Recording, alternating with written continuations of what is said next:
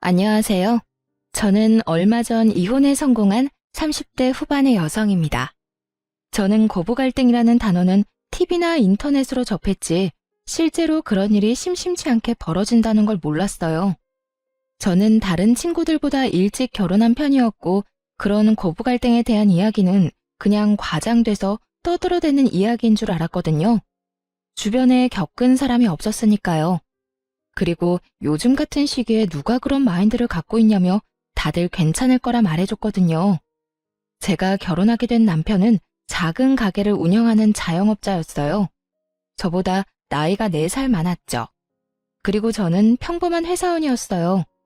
결혼은 무난했지만 결혼 후가 문제였어요. 결혼 전에는 방긋방긋 잘 웃기만 하던 시모가 결혼 후에는 단 한 번을 웃어주지 않았거든요. 신혼여행을 다녀온 후부터 부부 갈등은 시작되고 있었습니다. 시모는 사람을 괴롭히는데 일가견이 있는 사람이었어요. 그건 저와 비슷한 처지에 놓인 동서도 공감할 정도였죠. 특히 제삿날에는 본인 기준의 완벽을 요하는 사람이었어요. 그런 주제에 손 하나 깜빡 안 하고 턱끝, 입으로만 사람을 부리는 스타일이었죠. 그날도 평소와 다름없이 시모가 마음껏 두 며느리를 괴롭히던 제삿날 중에 하루였어요. 예, 막걸리가 떨어졌구나. 가서 막걸리 좀 사와라. 미리 올 때 사오지 그랬어. 꼭 제사 지내기 직전에 이렇게 없어서 발 동동 굴러야겠니? 네가 야무졌으면 고생할 일도 없는데 머리가 모자라면 손발이 고생한다는 말이 괜히 나온 말이 아니야. 제가 일부러 막걸리를 안 사온 것도 아니었어요. 남편이 나중에 사도 된다며 중간에 마트에 들리는 걸 거절한 탓이 더 크죠. 그 말을 하려다 남편을 슬쩍 보니 모르는 척하길래 저도 입국 닫았어요. 그런 말하면 고자질한다며 잔소리 시간이 2배로 늘 테니 그 상황은 피하고 싶었거든요. 저는 시모 말에 아무 대답도 없이 지갑과 폰만 챙겨가지고 밖으로 나갔어요. 그러자 뒤에서 한마디 하더군요. 아유, 뭐 저런 게 다 있어? 심부름을 시켰으면 나갈 때 네 하고 대답이나 하고 가던지. 대답 없이 물건만 쏙 챙겨가지고 기분 나쁘다는 표정 가득 짓는 거 보니 안 되겠다 안 되겠어. 어디 며느리가 돼서 집안 제사에 저런 표정을 짓는 거야? 나 젊었을 때면 회초리를 맞아도 모자랐을 거야. 안 들리는 척하면 속 편할 거라는 생각으로 밖으로 나갔어요. 마트로 가는 내내 막걸리 하나 때문에 이렇게 욕먹을 일인가 생각이 들었죠. 그 자리에서 한바탕 뒤집어도 됐었지만 제사만 지내면 집에 가잖아요. 집에 가서 쉬고 싶다 그 생각밖에 없었거든요. 그래서 참았던 거예요. 그렇게 마트에 들어갔는데 세상에 그날따라 제삿날 사야 하는 막걸리가 뚝 떨어졌더군요. 딱 그 브랜드만 썼거든요. 왜 그 브랜드만 쓰는지는 몰랐지만 앞뒤 설명도 없이 그것만 사오라고 했기에 그 브랜드만 샀는데 그게 없으니 어쩔 수 없이 그 옆에 있던 다른 브랜드를 사야 했어요. 혹시 몰라 또 다른 브랜드 한 명을 더 사서 시댁으로 갔죠. 시모는 막걸리 봉지를 휙 가져가 신경질적으로 열어보더니 패된 비명을 내지르더군요. 야, 너 이게 뭐 하는 짓이야? 넌 그렇게 제사를 자주 지냈는데 너희 시아버지 마시는 막걸리 이름도 몰라? 지금 몇 년째 네가 맏며느리로 일하는데 어떻게 다른 막걸리를 가져올 수가 있어? 너 지금 우리 집 무시하니? 어머님, 갔더니 그 브랜드 막걸리만 다 떨어져서 안 팔더라고요. 시간이 좀 늦어서 다른 곳 돌아볼 여유도 없었고요. 그래서 다른 브랜드 사왔는데 오늘만 그걸로 사용하면 안 될까요? 너 그걸 말이라고 하니? 정말 어이가 없어서. 이딴 식으로 제사 지낼 거면 오지 마. 얼마나 기분이 더러운지 알기나 해? 제사라는 건 정성이야. 그런데 이딴 정신머리로 제사상 차리는 거 부끄럽지 않니? 어휴, 내가 죽어서도 이럴 거 눈에 뻔히 보이니 내 속이 다 탄다. 솔직히 말해봐. 우리한테 이럴 거면 우리 아들이랑 결혼은 왜 했어? 막걸리 한 병에 이런 수많은 이야기를 들을 줄은 상상도 못했어요. 산 사람 취향 맞추는 것도 아니고 죽은 사람 제사 지낼 때 쓰는 술인데요. 이 술이나 저 술이나 똑같지 뭐가 그렇게 시시콜콜 따져야 하는 게 많은지 제가 가만히 있으니 더 폭주해서 난리가 나더군요. 잘난 너의 부모님이 그렇게 하라고 시켰니? 응? 너희는 대충 아무거나 그런 식으로 하라고 배웠어? 세상에, 이래서 가정교육이 중요한 거야. 너희 시아버지 돌아가셨다고 중요하지 않다고 여기는 것 자체가 예의 없고 경우 없는 짓이지. 그리고 둘째 며느리, 너도 마찬가지야. 너도 잘하는 거 하나도 없어. 손끝이 왜 그렇게 야무지지 못하니? 네 집안 사정도 우리가 잘 알고 있다만 그래도 이건 너무하지. 남의 집 재산 망쳐놓고 또 그러겠지. 우리도 우리 집에서는 귀한 딸이에요. 귀한 딸은 웃기고 있네. 그딴 식으로 할 거면 우리 집에서 당장 나가. 나도 이런 식으로 개념 없는 애들이랑 같이 지내고 싶은 생각 요만큼도 없으니까. 아주 말로 사람을 잡더군요. 보자 하고 있으니 사람이 보자기로 보였는지 아주 할 말 안 할 말 입 밖으로 다 꺼내고 있더라고요. 그렇게 시모가 두 며느리를 잡는 동안 두 아들들은 아무것도 들리지 않는 척, 아무것도 보이지 않는 척 거실에 앉아 TV만 보고 있더군요. 부모님 이야기까지 나오니 저도 참을 생각은 없었어요. 그리고 언젠가 한 번은 터뜨려야 될 일이라고 생각했거든요. 사람이 무엇을 시키려면 그것이 왜 중요한지, 왜 그렇게 해야 하는지 정도는 같이 가르쳐주는 게 상식이고, 막걸리 브랜드가 그렇게 중요했다면 그냥 가자는 남편 머리통을 쥐어 박아서라도 다른 마트까지 가서 가게를 탈탈 털어서 그걸 사왔을 거예요. 지 아들놈도 아무렇지도 않게 생각하는 막걸리를 왜 며느리들이 신경 써야 하는 거죠? 어머님, 그게 그렇게 중요한 거였으면 저한테 미리 말씀해 주시지 그러셨어요. 제가 여기 올 때 남편한테 마트 들러달라고 얘기했는데 당장 집 많다고 안 들리더라고요. 나중에 사오면 된다고 그냥 여기로 와버렸거든요.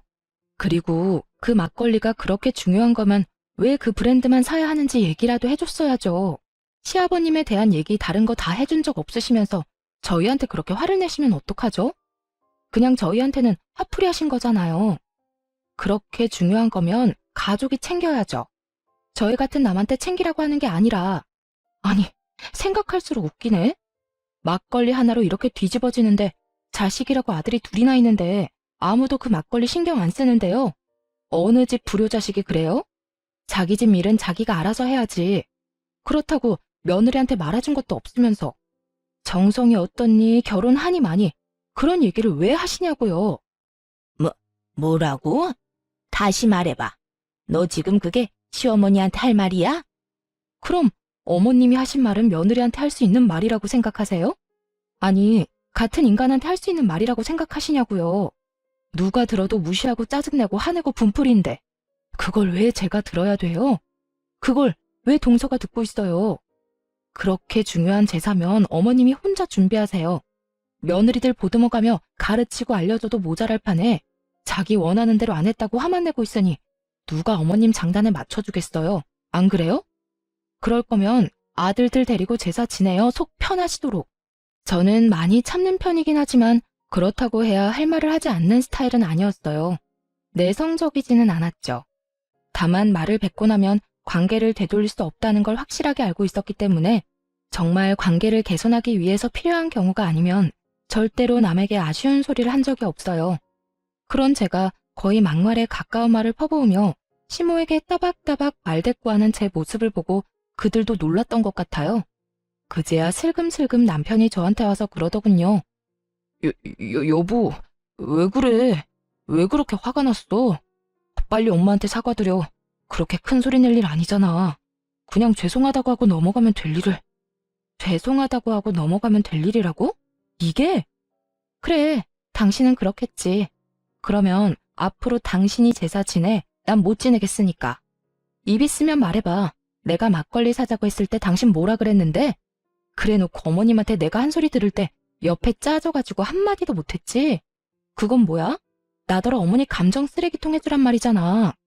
내가 왜 그런 짓을 해? 그리고 당신도 그러는 거 아니야.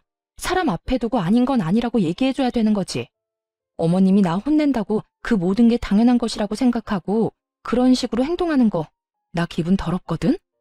당분간 제삿날에 나 찾지 마. 들으셨죠, 어머님? 제삿날에 저는 안 올 테니까 찾지 마세요. 사랑하는 두 아들이랑 잘 해보시던가요. 귀하지도 않고 결혼시킬 마음도 없었던 며느리한테 시키지 마시고요. 기분 나쁘게 왜 그래요? 시켜도 기분 더러우면 안 시키는 게 맞지. 그러니까 부르지 마세요. 네? 저는 그렇게 말하고 택시 타고 집에 와버렸어요. 화가 머리끝까지 났죠. 게다가 부모 걸고 넘어지는 건 상식적으로 이해가 안 가잖아요. 그렇게 시모와 싸운 뒤 다음 제삿날이 다가오더군요. 그래서 몰래 동서에게 연락했어요. 동서, 몸은 좀 어때? 많이 안 좋지? 임신 초기에는 원래 많이 힘들잖아. 아, 형님, 그렇지 않아도 저번에 유산 한 번 하고 난 뒤라 걱정이 많아요. 게다가 요새 피비침도 심해서 누워있으면 괜찮은데 움직이기만 하면 몸이 안 좋으니 걱정이네요. 이번 제사는 어떻게 해야 할지. 형님은 진짜 안 오실 거예요? 나 안 가. 그쪽도 며느리 소중한 건 알아야 하지 않겠어? 몸이 너무 안 좋으면 병원 가서 진료 한번 받아봐. 유산한 적 있으면 유산 방지 주사 같은 것도 있을걸? 그리고 이번 제사는 쉬는 게 좋지 않을까? 나도 없는데 그 마귀알몸 잔소리 다 듣고 있으면 진짜 제정신으로는 못 버틸 거야. 몸이 안 좋은데 굳이 더 아프게 할 필요는 없잖아. 서방님한테 잘 말해봐. 알았지? 동서가 알겠다고 하더군요. 그리고 제사 당일에 병원에 다녀온 동서가 시모에게 전화를 한 모양이었어요. 유산 징후가 보여서 못 가겠다고요. 상황이 이쯤 되니 시모도 동서를 닥달할 수는 없었죠. 저는 미리 남편에게 통보한 상황이었고요. 나 오늘 제사 안 갈 거야. 약속 있어. 우리 부모님들이랑 식사할 건데 당신은 제사 지내러 가. 뭐? 갑자기 이게 무슨 일이야? 설마 저번에 어머니랑 싸운 것 때문에 그런 거야? 아, 제발 애처럼 굴지 말고. 누가 애처럼 군대? 먼저 애처럼 군 게 누군데? 그리고 나 아직도 화 안 풀렸어. 그건 당신한테도 마찬가지고. 시어머니한테 잔소리 내내 듣는데 안 들리는 척하느라 고생 많았겠어. 그건 내가 나서면 상황이 더 복잡해지니까 그랬지. 그랬어 봐. 어머니가 또 뭐라고 그랬겠어? 그러니까 본인이 잔소리 듣는 건 싫어서 마누라 잔소리 듣게 만들었다는 거잖아. 그런 소리가 아니잖아. 나한테는 그 말이거든? 어쨌든 안 나가니까 둘이 알아서 해. 왜 둘이야? 동서도 못 간대. 유산방지 주사 맞고 병원 입원한대 당분간. 그러면 당신이라도 가야지. 안 간다는 말 못 들었어? 당신이야말로 나한테 이러는 거 아니지. 내가 무슨 소리까지 들었는지 진짜로 못 들은 척 하는 거야? 우리 부모님 이야기까지 나왔거든? 아무리 그래도 정도가 있지. 내가 당신한테 우리 집에 못한다고 뭐라 한 적이라도 있어? 주는 대로 받는 법이야. 결국 저는 저희 친정에 식사를 하러 갔고 시댁 제사는 남편과 남편의 동생이 치르게 됐죠. 시모가 열받아서 저한테 전화를 하더군요. 연락 다 거절했어요. 이 좋은 날에 귀 더러워지게 왜 그 사람 전화를 받아요? 그럴 필요 없잖아요. 그렇게 기분 좋게 식사하고 집에 돌아왔는데 남편 놈이 늦게 들어오며 저한테 화를 내는 거예요. 너 너무한 거 아니야? 엄마 연락은 왜 다 무시했어? 그럼 전화 받아서 좋은 말 하실 거였어? 분명히 화낼 텐데 내가 왜 그 소리 또 들어야 하는데? 우리 부모님 계신 곳에서 내가 스피커폰으로 시어머니한테 욕 듣고 있었으면 당신 기분이 어땠겠어? 야, 그 말이 아니잖아. 그냥 좀 달래주고. 뭘 어떻게 달래주고 얼러줘. 그건 당신 일 아니야? 당신 어머니잖아. 그리고 막말로 이 씨네 집 제사를 생판 남이었던 우리가 지내주는데 시어머니가 저런 식으로 나오면 당신이 중간에서 막기라도 해야 하는 거 아니야? 그때는 가만히 있다가 자기 발등에 불 떨어지니 이제 와서 나한테 해결하라고? 그래도 이렇게 안 올 게 아니라 와서 뭐라도 하면서 나한테 협조를 구했으면. 어머님이 뭐라 했는지 기억도 안 나? 이럴 거면 필요 없다고 했잖아. 며느리고 뭐고. 그럼 내가 갈 필요가 뭐 있어? 장성한 아들이 둘인데. 오늘도 잘했으니까 다음에도 둘이서 잘하면 되겠네. 다음에도 제사 음식 만들 생각하니 뒷골이 땡긴 모양인지 남편이 저한테 그러더군요. 무조건 내가 막아줄게. 그러니까 제삿날은 빼지 마. 응? 내가 무조건 어머니가 그런 말 못하도록 막을게. 남편의 시도가 잘 먹혔는지 시댁에 가서 시모가 나쁜 말이라도 할라치면 두 남편들이 적극적으로 시모를 말렸어요. 대놓고 아내를 편드는 건 아니었지만 그래도 신용이라도 하는 건 마음에 들었죠. 그리고 그런 분위기가 지속되니 시모도 분위기 보고는 서서히 잠잠해지더군요. 아들들이 잡혀 산다는 걸 눈치를 챈 모양이더라고요. 그렇게 시모와의 일이 어느 정도 마무리가 됐어요. 이제는 좀 편할 줄 알았던 제 앞날에 다시 먹구름이 낀 건 그로부터 2년 정도 지났을 때였어요. 그 전까지는 시모와 부딪힐 일 자체가 없어서 괜찮았는데 이번에는 남편에게 문제가 생긴 거예요. 여보, 이번 달 생활비가 안 들어왔는데 혹시 좀 더 기다려야 해? 어? 생활비. 요새 가게가 힘들어서 당분간만 당신 돈으로 생활비 해결 좀 해주면 안 될까? 가게 일 풀리면 다 갚을 테니까. 혹시 가게 많이 안 좋아? 무슨 문제라도 있는 거야? 그런 거 아니야. 요즘 가게 운영하는데 돈이 좀 많이 들어. 고장나는 기계도 많고 갑자기 목돈도 좀 나갔고. 매출은 그만큼 안 되는데 계속 돈만 나가니까 빚을 좀 졌어. 당신한테 말도 없이 미안해. 괜찮아. 가게 일이잖아. 당분간 생활비 걱정은 하지 마. 내가 내 월급으로 알아서 해결할 테니까. 너무 걱정하지 말고 가게나 잘 돌봐. 빨리 정상으로 돌아와야 안정되지. 그렇게 말하고 저는 남편을 위로해줬어요. 걱정이 돼서 그날 저녁부터 식사에 신경을 많이 썼어요. 남편이 좋아하는 반찬부터 시작해서 기력에 좋은 장어와 소고기, 전복 같은 걸로 요리도 꼬박꼬박 해다 먹였어요. 제 월급으로 생활비도 해결했죠. 그런데 그런 제게 청천벽력 같은 상황이 벌어졌어요. 그날은 남편이 저 대신 시댁에 간 날이었어요. 제가 시모와 마주하고 싶지 않다고 했더니 남편이 저 대신 시모가 부르면 가는 날이 많았거든요. 뭐 시모가 저한테서 아들을 뺏고 싶어서 자주 부른다는 것 정도는 예상했지만 이 시기에는 생각보다 자주 불려갔어요. 그런데 남편이 시댁에 가 있는 동안 남편 노트북으로 확인할 것이 있어 들어갔다가 말도 안 되는 메시저 내용을 확인하게 된 거예요. 남편이 누군가에게 문의를 한 내용이었는데 그게 충전과 관련한 내용이더라고요. 그런데 게임이니 카지노니 이런 말이 들어가 있는 걸 보니 아무리 문외한인 제가 보더라도 이게 사이버 도박이라는 건 모를 수가 없겠더라고요. 그걸 보는데 손이 덜덜 떨리는 것이 그때 생각하면 아직도 머리가 새하얘져요. 사실 저희 삼촌 중에 한 명이 도박하셨던 분이 있었거든요. 할머니 댁을 완전히 풍비박산을 낸 그분은 나머지 가족들에게도 들러붙어서 도박 자금을 마련하려고 했죠. 그때 부모님도 그 삼촌 때문에 고생을 많이 해서 도박이라면 치를 떠시거든요. 그런데 사위가 도박을 한다는 이야기를 들으면 어떻게 나올지 상상도 안 되더군요. 저는 남편에게 당장 전화해서 따져 물을 생각이었어요. 그런데 제 폰이 먼저 울리더군요. 상대방은 시모였어요. 네, 어머님. 넌 도대체 어떻게 되내니? 네 남편이 이렇게 아픈데도 아무것도 모를 수가 있어. 갑자기 그게 무슨 말씀이세요? 오늘 첫째랑 식사하러 왔다가 속이 안 좋다고 해서 병원에 들렀더니 간에 문제가 있다고 하잖아. 간경화란다. 너 아침밥도 안 먹이지? 밥도 제때 안 해주는 거지? 이것 봐. 내가 언젠간 너 이럴 줄 알았어. 도대체 어떻게 생활하길래 우리 귀한 아들이 아파? 밥도 안 주니? 일만 시켜? 돈 버는 기계로 보고 그러는 거냐고. 결혼을 잘못 시킨 거야. 너랑 결혼한 뒤로 애 몸이 이렇게 아프잖아. 그 말을 듣는데 순식간에 화가 나더군요. 그 귀한 자식이 사이버 도박을 하는 줄도 모르고 아프다는 이유만으로 며느리한테 모든 게 네 탓이라고 말하는 시모를 보니 어이도 없고 짜증도 났어요. 저랑 결혼한 지 이제 4년이에요.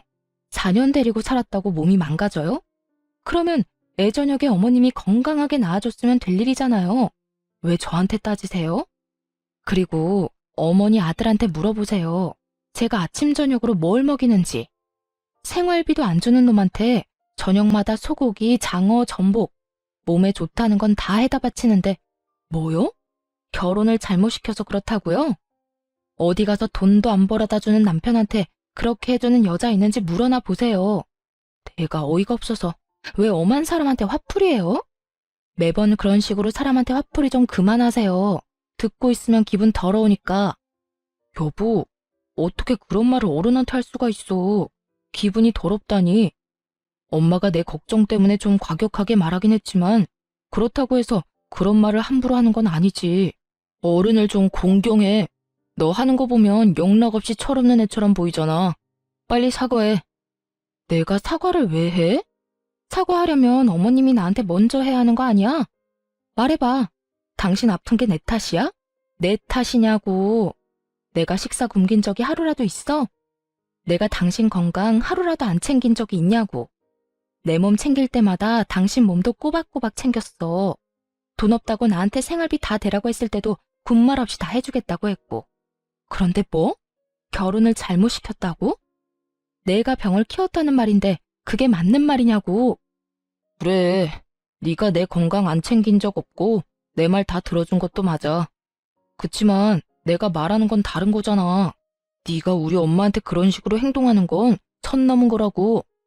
선을 누가 먼저 넘었는데 어머님이 먼저 넘은 거 못 들었어? 아, 저번처럼 아예 못 들은 척 하려고? 그래, 됐어. 나도 당신 같은 사람하고 더는 못 살아. 이혼하자. 이혼하고 깔끔하게 정리해. 나는 어머님한테 사과할 마음 없고 그쪽도 그럴 마음 없으니까 그냥 여기서 각자 인생 사는 게 속 편하겠네. 안 그래? 야, 갑자기 무슨 이혼이야. 너 도대체 무슨 생각이야? 미쳤어? 이딴 일로 무슨 이혼 이야기를 꺼내? 아니, 해. 네가 뭘 잘못한 게 있다고 저 망할 년한테 잡혀 살아? 이 엄마가 너 도와줄 테니까 전연이 하자는 대로 해. 이혼한다 하면 누가 무서워할 줄 알아? 너같이 못된 애한테는 우리 애가 아까워. 너하고 우리 아들 이혼하고 나면 내가 더 좋은 여자하고 결혼시킬 거다. 그러니까 지금 당장 이혼해. 어머니, 안 돼요. 지금 저는 이혼할 만한 상황이 아니라고요. 발등에 불 떨어진 남편이 끙끙대더군요. 시모에게 뭐라고 이야기는 하고 싶었겠죠. 그런데 지가 도박하느라 돈 다 잃고 빈털터리에 마누라한테 생활 책임지게 하고 있다는 말을 할 수 있을 리가 없잖아요. 어떻게든 속이고 싶어 할 텐데 저는 솔직하게 말해서 잘 됐다 싶었어요. 이대로 이혼하면 제일 깔끔하니까요. 도박하는 놈 뒤치다꺼리 하느니 이대로 헤어지는 게 맞는 거잖아요. 아무것도 모르는 시모는 이혼하라고 난리고 남편 놈은 생각 없이 꺼낸 한마디에 생각지도 않았던 이혼 이야기를 들었으니 당황했을 거예요. 결국 남편 놈이 집까지 헐레벌떡 달려왔더군요. 그러더니 다짜고짜 그러는 거예요. 진짜 이혼할 거야? 나는 절대로 이혼 못해. 왜 우리가 이혼을 해? 내가 사과할게. 엄마가 한 말 모두 내가 사과한다니까. 그러니까 이혼 이야기도 꺼내지 마. 아니, 나는 이혼할 건데? 어머님의 괴롭힘, 그리고 아까 전과 같은 언어폭력. 내가 그런 걸 어느 정도 참으면서 살았던 건 오로지 당신에 대한 믿음 하나뿐이었어. 하지만 그 믿음을 당신이 돌려준 게 뭐야? 그래서 나도 엄마랑 너 사이 최대한 중재했잖아. 아니, 그거 말고 너 나 몰래 도박했잖아. 여태 가게가 힘들어서 빚 만들었다는 것도 싹 다 거짓말이잖아. 너 도박한 거 이미 다 알고 있어. 제가 도박 이야기를 꺼내자마자 남편 놈이 아무 말 못하더군요. 언제까지 속일 생각이었어? 나한테 아무 말 안 하고 언제까지 나 우려먹을 생각이었는데 니네 엄마 때문에 힘든데 당신마저 도박을 해? 두 사람이서 쌍으로 나를 말려 죽이려고 작정을 한 거지? 그럼 나도 내 살 길 찾아가야 하지 않겠어? 그래서 이혼하자는 거야. 고맙게 생각해. 내가 당신 엄마 앞에서 도박 이야기 안 한 거. 결국 도박 이야기를 꺼내고 나서야 이혼을 하기로 했어요. 남편이 시댁에 어떻게 말했는지는 몰라도 시모는 전화와서 아주 속 시원하다며 저를 비웃더라고요. 그래, 잘 생각했다. 네가 한 일 중에 제일 잘했어. 우리 아들하고 이혼하고 잘 살아봐라. 네가 우리 아들만큼 잘난 남자 다시 만날 수 있겠어? 어림도 없지. 내가 그렇게 되지 않도록 말 잘 듣고 싹싹하고 예쁜 여자로 재혼시켜줄 거니까. 네, 알아서 하시고요. 그냥 저는 저한테 피해만 안 주면 돼요. 이혼한 사이니까 완전 남인 거 맞죠? 저한테 나중에 딴소리 하시면 안 돼요. 제 말이 허풍이라고 생각했는지 시모가 그러더군요. 피해? 네가 우리 아들한테 준 피해는 생각도 안 하지? 오냐, 내가 죽었다 깨도 너한테 연락할 일은 없을 거다. 우리 아들도 마찬가지고. 그렇게 전 남편과 이혼하게 됐네요. 도박 자금 마련해달라고 하기 전에 이혼하게 돼서 얼마나 다행인지 몰라요. 그런데 몇 달 지나지 않아 예전 동서가 잠깐 보고 싶다고 하더군요. 시모의 구박을 둘이서 함께 받은 사이였다 보니 생각보다 정이 많이 들어서 이혼 후에도 이래저래 연락을 지속하던 중이었어요. 동서는 반쪽이 된 얼굴로 저를 보자마자 하소연했어요. 형님, 저 더 이상은 못하겠어요. 어머님이 형님 나가고는 2배로 괴롭혀요, 2배로. 말만 하면 너는 첫째처럼 하지 마라. 너 지금 굉장히 첫째 며느리 같은 거 아냐? 아니, 내보냈으면 그냥 깔끔하게 잊고 살면 될걸. 왜 자꾸 매번 그걸 다시 상기시키려는 건지 이해가 안 돼요. 아, 진짜? 그 할망구도 여전하네. 이제 막 애 낳고 산후조리하는 애를 괴롭혔다고? 임신 중에도 그딴 말하고? 그것뿐이면 제가 말을 안 해요. 우리 친정엄마 어린 시절에 다쳐서 발 저는 거 알고 계시죠? 무슨 일만 생기면 그걸 그렇게 들먹여요. 이번에도 제가 애 낳고 몸 상태가 안 좋아서 좀 쉬엄쉬엄 하려고 하는데 딱 뒤에서 그러더라고요. 너도 네 애미처럼 절름발이냐고. 뭘 그렇게 느적느적거리냐고요. 저는 너무 놀라서 동서에게 되물었어요. 그런 말을 했다고? 할망구 드디어 미쳤네. 아니, 어떻게 말을 해도 그렇게 사람 신경 건드리는 말만 골라서 해? 부모 건드리는 건 예의가 아니지. 그렇다고 자기가 자식들을 그렇게 잘 키운 것도 아니고. 봐봐, 전 남편이나 도련님도 힘든 일을 도와주기를 해. 이런 일이 있을 때 막아주기를 해. 아이고, 동서만 불쌍하게 됐네. 그래서 그런데 제가 이혼 상담이라는 걸 좀 받아보고 싶거든요. 실제로 할 거라는 말은 아니고 상담해보고 저한테 유리하면 이혼을 하는 게 맞지 않을까 해서요. 이런 식으로 애 데리고 못 살아요. 나중에 애가 커서 어머님이 하시는 거 보고 배우기라도 하면 진짜 세상이 무너질 것 같거든요. 그냥 저를 찾아온 게 아니더군요. 아무래도 제가 이혼하고 난 뒤로 워낙 시모가 많이 괴롭힌 것도 있지만 시동생이 동서를 도와주지 않아서 그런 것 같았어요. 그래서 제가 동서에게 명함을 하나 건넸죠. 나 이혼할 때 봐준 변호사 사무소야. 이혼 전문이라 최대한 동서한테 도움되도록 도와줄 거고. 근데 이렇게 시모 괴롭힘으로 이혼하는 거면 그 증거도 갖고 있어야 하거든? 동서가 좀 힘들고 귀찮겠지만 녹음이라던가 녹화, 폰 문자 내역 같은 것도 다 증거로 수집해놔야 할 거야. 고마워요, 형님. 정말 그 집구석 인간들한테 본때를 보여주려고요. 불쌍한 우리 친정엄마를 걸고 넘어졌을 때 이미 선 넘었거든요. 그렇게 동서도 이혼을 준비하더니 곧 시댁에 통보가 갔더군요. 둘째 며느리의 이혼 이야기까지 나오자 그제야 발등에 불이 떨어진 걸 실감했는지 시모가 저 이혼할 때와는 다른 행동을 하기 시작했어요. 동서에게 가서 붙잡았다고 하더군요. 이혼 안 하면 안 되겠냐고요. 저한테 뭐라고 했는 줄 알아요? 글쎄, 자기가 치매에 걸렸던 것 같다면서 설마 자기가 나한테 이런 말을 했겠냐며 시치미를 뚝 떼더라고요. 치매는 무슨... 재산 날을 하루도 안 빼먹고 기억하는 양반이 치매 걸렸다고 우기는데 진짜 어이가 없더라고요. 제가 저희 친정엄마 절름발이라고 그거 가지고 나한테 괴롭힌 거 기억하냐고 물었더니 그때는 또 뭐라는 줄 알아요? 그런 이야기가 아니었대요. 아픈 부모님도 있는데 네가 더 잘해야 되지 않겠냐는 의도로 말한 거라고 하는데 형님 말대로 통화 녹음 내역 안 가지고 있었으면 빼도 박도 못하고 소송 질 뻔했어요. 진짜 그런 식으로 말했어? 나쁘네, 진짜 나빠. 그래도 이혼했으니 다행이야. 이제 어떡하기로 했어? 저는 친정으로 내려가려고요. 엄마가 발을 절기는 하지만 그 외에는 다 성하고 도리어 엄마가 애 보고 싶으니 친정에서 살라고 하더라고요. 봐서 위조료 받은 돈이랑 재산분할 받은 거 좀 더 보태서 부모님이랑 같이 살 수 있도록 좀 더 큰 집으로 이사 가려고요. 그래, 잘 생각했네. 동선에도 반반이지?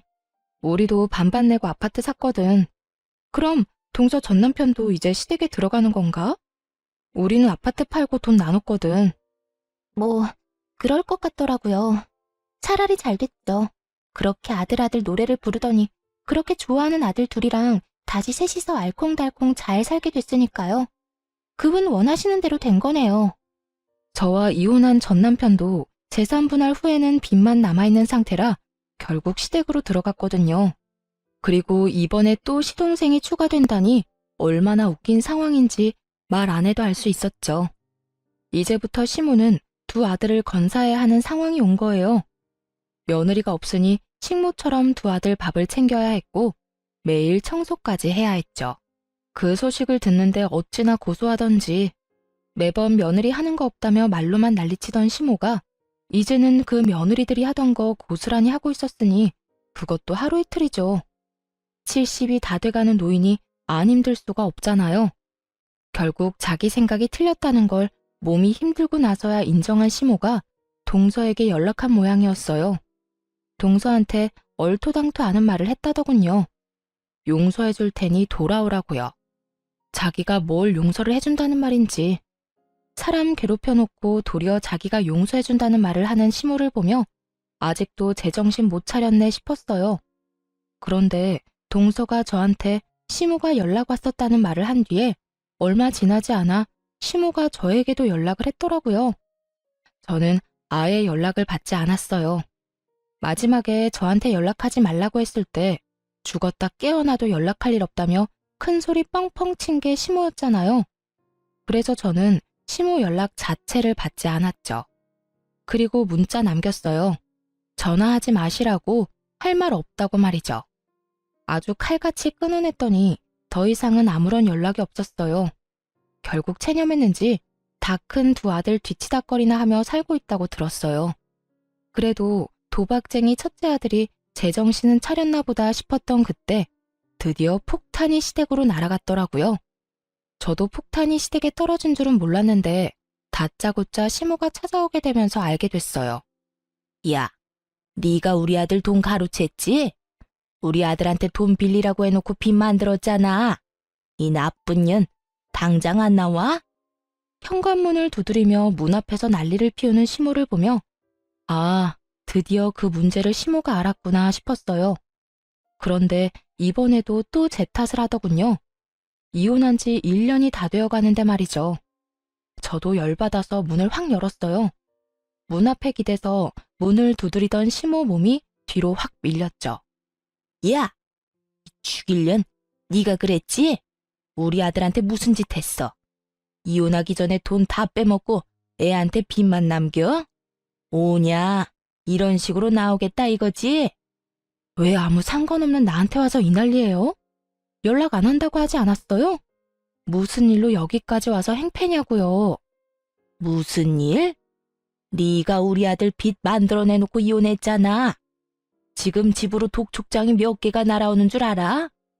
우리 아들이 그런 짓을 할 리가 없지.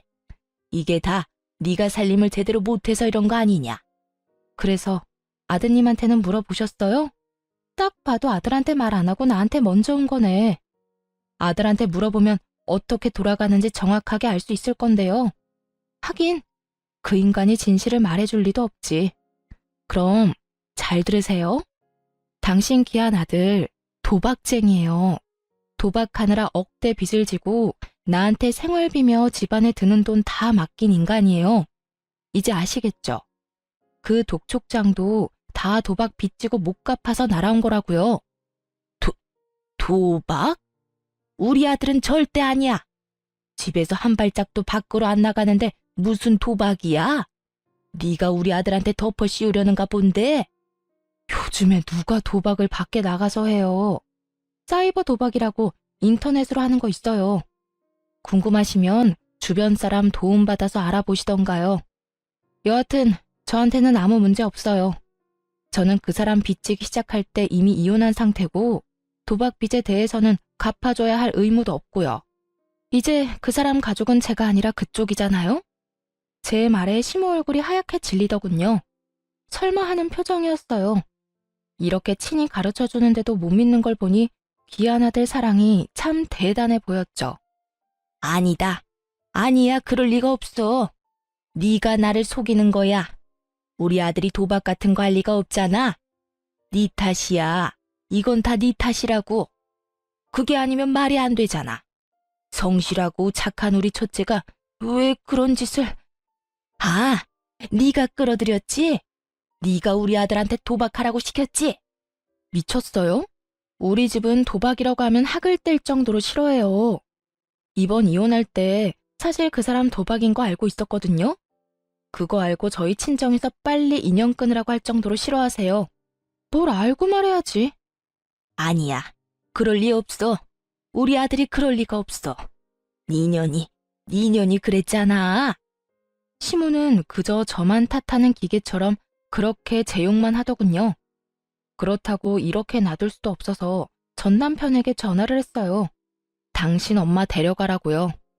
그렇게 부랴부랴 전 남편이 저희 집 앞에 왔더군요. 저를 탓하기만 하던 시모가 자기 아들을 보고는 급히 묻더군요. 너 도박하냐? 진짜로? 이 엄마한테 숨기고 도박한 거야? 어이 참, 그런 건 왜 물어보세요? 남의 집 앞에서 이러지 말고 빨리 집에나 가요. 어서 일어나요, 어서. 애미가 묻잖아. 너 도박하냐고? 진짜야? 시모가 추궁하자 더 이상 아무 말도 못하고 시모를 끌어내려고 애만 쓰는 자기 아들을 보더니 시모 얼굴이 벌겋게 달아오르더군요. 이 정신 나간 놈이 도박을 해? 내가 널 그렇게 키웠어? 그게 얼마나 무서운 병인지 알고나 하는 거야? 너 그거 손모가지를 끊어도 못 끊는 게 도박이야. 그걸로 지금 빚을 억이 넘도록 지고 망할 것 같으니라고 네가 그러고도 엄마 집에 기어들어와? 양심이라는 게 있는 놈이야? 시모가 눈 돌아가니 정말 무섭더군요. 아들을 향해 삿대질을 하며 욕을 하는데 보고 있던 저까지 놀랄 정도였다니까요. 그렇게 감싸고 돌며 우리 아들 하더니 아들이 도박을 한다는 사실을 알자마자 그런 모습은 온데간데 없고 아주 원수 보듯이 하더군요. 너 같은 놈 자식으로 키운 적 없다. 나가. 당장 내 집에서 나가. 너 이혼하고 우리 집에 들어온 것도 그 도박빚 때문이지? 우리 집에 있으면서 패기치지 말고 오늘 당장 짐 싸서 나가라. 난 너랑 한 집에 있기 싫어. 그러니 좋은 말 할 때 나가. 와, 어머니, 어떻게 그러실 수 있어요? 제가 와이프랑 이혼하게 된 것도 따지고 보면 어머니가 그렇게 만드는 바람에 이혼하게 된 거잖아요. 아들 이혼시켜놓고 언제는 다 해줄 것처럼 받아들여주더니 꼴랑 도박 좀 했다고 지금 사람을 쫓아내겠다는 거예요. 난 못 나가요. 못 나가니까 엄마가 알아서 해요. 그러니까 왜 와이프 속을 긁어서 이혼을 하게 만들어요? 나 이혼할 생각 없었다니까. 이혼 안 하고 와이프가 내 빚 갚아줬으면 모든 게 다 그대로 해결될 일인데 엄마 때문에 다 망친 거잖아요. 나 그럴 생각으로 이혼 안 하려고 했는데 엄마가 계속 와이프 속 긁었고 엄마 아니었으면 지금쯤 와이프가 내 빚 다 갚아주고도 남았을 거라고. 얼빠진 소리 하고 있네. 야, 내가 왜 네 빚을 갚아줘? 가게에서 사업하다가 생긴 빚이면 몰라. 근데 도박하다가 빚인 거잖아. 그걸 내가 왜 갚아주냐고. 나는 그런 거 갚아줄 생각 눈꼽만큼도 없으니까 두 분이서 알아서 하시고요. 일단 저희 집에서 나가세요. 왜 남의 집 문 앞에서 난린데? 나는 이미 상관없는 사람이니까 그런 이야기는 우리 집 앞에서 말고 다른 데서 하세요. 월! 월! 두 사람을 내쫓는 제 모습에 얼빠진 표정을 짓던 두 모자는 지금 상황이 모욕적이고 짜증나는지 서로 아주 피 터지게 싸우더라고요. 남편을 향한 시모의 반발은 생각보다 엄청났고 남편 또한 그런 시모에 대한 배신감이 생각보다 깊었나 봐요. 둘이서 욕을 주고받는데 듣고 있는 것도 힘들 정도였어요. 이 미친놈 좀 보게. 네가 사람이야? 네가 사람 새끼냐고. 자식이 돼가지고 부모 부양할 생각은 안 하고 부모 가진 거 뜯어먹을 생각이나 해? 어림도 없지. 내 노후자금 너한테 뜯기느니 내가 너를 버리고 만다. 그리고 이혼하란다고 하는 건 무슨 바보짓이야? 네가 싫었으면 끝까지 버텼으면 될 거 아니야. 너도 좋다고 이혼해놓고 이제와 내 탓을 해? 에라이 천하에 몹쓸 것. 몰라요. 모르겠으니까 엄마가 내 빚 다 갚아줘요. 어차피 내 주소도 엄마네 집 앞으로 돼 있어서 엄마 집도 차 앞 들어갈 거예요. 그러니까 집 잃기 싫으면 그냥 얌전히 내 돈이나 갚아달라고요. 적반하장이라는 말이 참 잘 어울리더군요. 게다가 이혼하고 나니 뻔뻔함도 늘었고요. 이혼하고 나서 저런 모습을 알게 돼서 정말 안도의 한숨을 내쉬었어요. 그리고 그 뻔뻔함의 수치만큼 시모의 혈압도 덩달아 올라갔죠. 이놈이 이러고도 지금 돈 갚아달라는 말이 나와? 야, 네가 망친 놈 다시 데려가. 나는 이딴 놈 자식이라고 인정 못한다. 다 알면서도 이혼한 네가 제일 나빠. 얼른 이놈 다시 데리고 가. 결국 시모는 이번에도 또 제 탓을 하더군요. 제가 도박하라고 들이민 것도 아니고 제가 도박을 하면서 물들인 것도 아닌데 말이죠. 무조건 아들 못난 점은 며느리가 잘못한 거, 아들 잘난 점은 자기가 잘한 거. 이런 식으로 생각하고 있는 시모를 보니 딱하기 그지없더라고요. 이미 반품한 지 오래됐는데 이제와 다시 가져가라니. 공짜로 준대도 다시 안 받을 건데 말이죠. 저한테 아들 돌려달라고 난리치신 게 어머님이세요. 이제 와서 데려가라 한들 원래부터 어머님 거였는데요. 그렇게 애지중지하던 착하고 대단한 아들 데려가서 예쁘고 착하고 뭐라더라? 아, 완벽한 여자 만나서 재혼시켜준다고 하셨죠? 꼭 그렇게 하세요. 저는 한번 당해봤으니 다른 사람한테 기회 드릴게요. 혹시 모르죠? 재산 다 잃고 도박 빚만 산더미라도 좋아해줄 여자 어디 있을지. 뭐 정상적인 사람이라면 도박에 돛자만 들어도 도망가겠지만 그렇게 귀한 아드님이잖아요. 어머님처럼 맹목적으로 사랑해줄 사람 있을지도 모르죠. 한껏 빈정거리는 제 말을 듣고 시모는 그 자리에 힘없이 주저앉더니 아주 아파트 떠나가라 곡소리를 내더군요. 아이고, 아이고, 내가 말년에 복이 없어서 이렇지. 어디서 여우 같은 며느리 떼어냈더니 자식놈이 사고를 치네. 아이고, 내 팔자야. 이제 어쩌면 좋아. 한이 가득 담긴 목소리만 들으면 진짜 억울한 사람처럼 보이더군요. 지금 이 상황이 모두 자기가 만든 결과인데도 말이죠. 며느리인 저를 괴롭히지만 않았어도 저 빚더미 골칫거리를 떠안게 될 일은 없었을 테니까요. 만약 조금이라도 이혼하는 게 늦어졌다면 전 남편의 짜증나는 생각대로 됐을 가능성이 높았겠죠. 제가 남편 빚을 갚아주는 상황이요. 뭐 제자리로 돌아왔으니 저는 이제 이 집구석이랑은 관련 없는 사람이지만요. 아, 좀 그만하고 일어나요. 언제까지 여기서 창피하게 이러고 있을 건데요. 빨리 일어서요. 자신을 일으켜 세우는 아들놈의 손을 탁 내친 시모가 자기 아들을 잡아먹을 것 같은 눈을 하고 자리에서 일어나 엉덩이를 툭툭 털며 경고를 날리더군요. 똑바로 들어. 나는 절대로 도박하는 놈 집에 못 들여놔. 빚 갚기 전까지 우리 집에 들어올 생각도 하지 마. 알아들었어? 그러더니 시모 혼자 뒤뚱뒤뚱 걸어가더군요. 전 남편은 아무 말도 못한 채 그저 시모 뒷공무니만 쫓고 있고요.